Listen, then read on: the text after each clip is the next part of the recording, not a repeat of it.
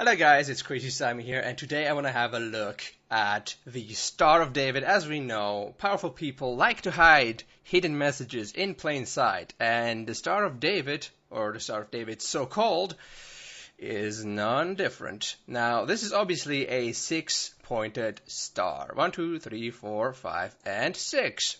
There's also a hexagram right here in the middle, again with 6 points.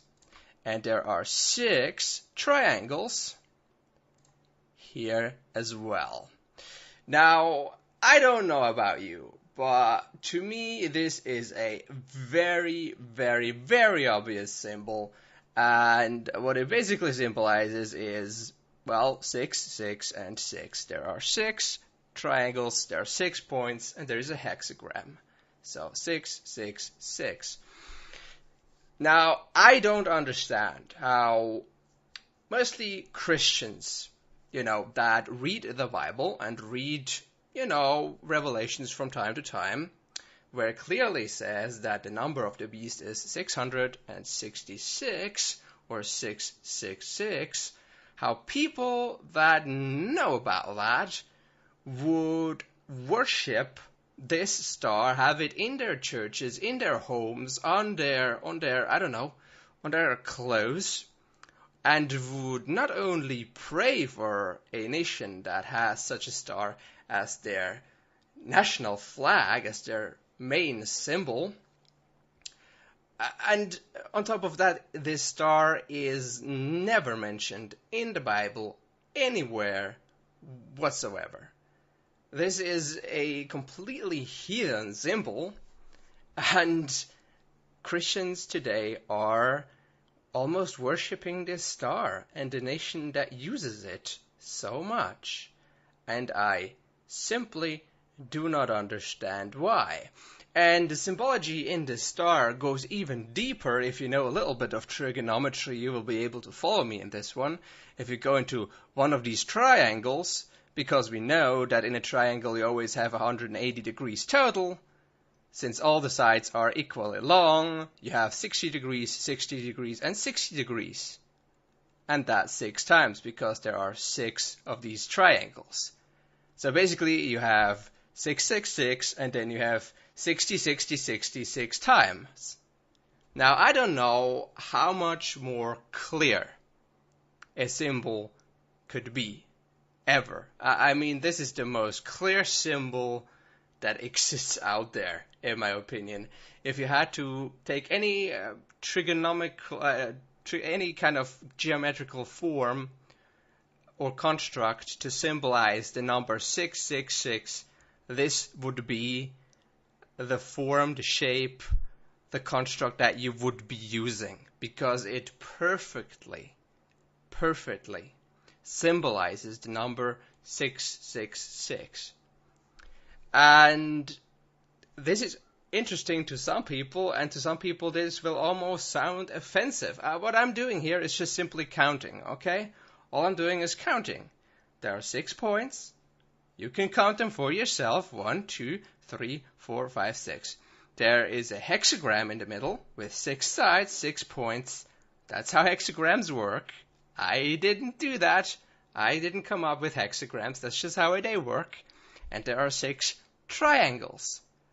And I didn't come up with trigonometry, okay? 60 degrees, 60 degrees, 60 degrees.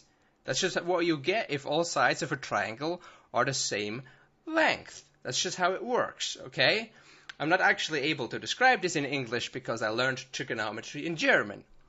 But that's how it works. If you have a triangle, there's 180 degrees. If all sides are the same length, that means every angle within the triangle is 60 degrees. And you have that 6 times when you have 6 triangles.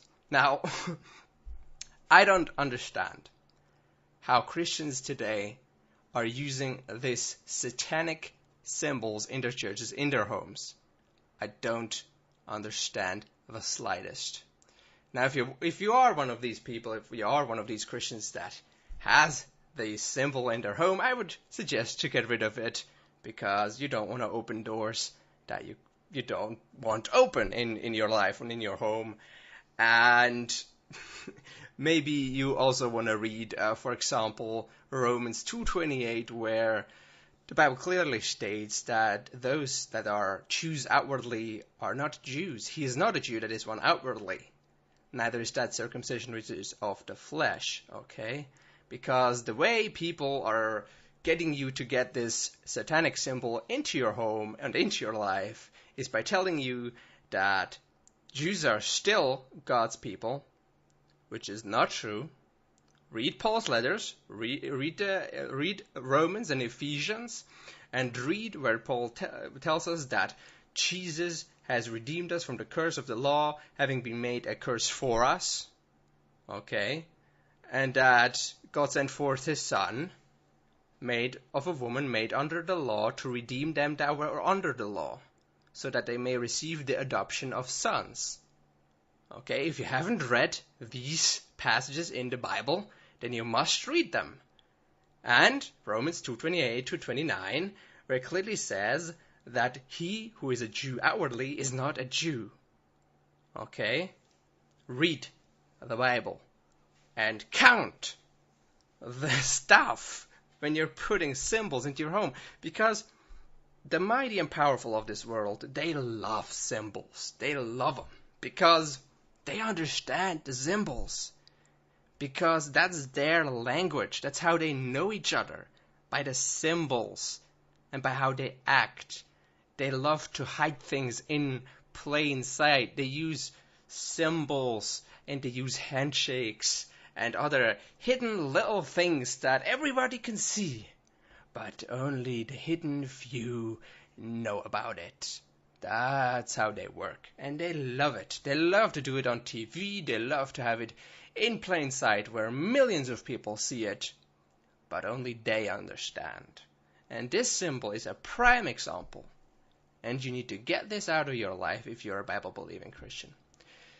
Anyways, hope this helps, and I hope you now understand a little bit more about the symbol.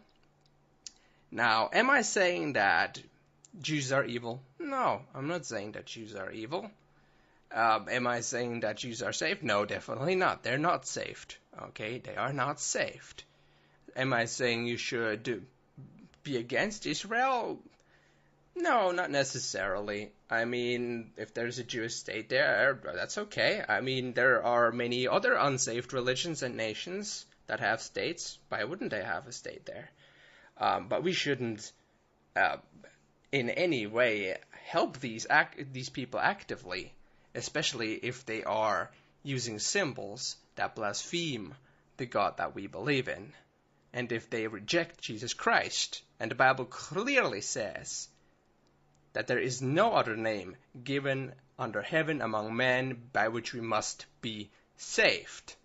Therefore, Jews which do not believe on Jesus Christ and on the one name by which we must be saved are not saved. Jews are not saved. Okay? Bible teaches us to love each other. Do you need to love the Jews? I'm not saying you should hate them in any way, but you are obligated to love your brothers and sisters foremost.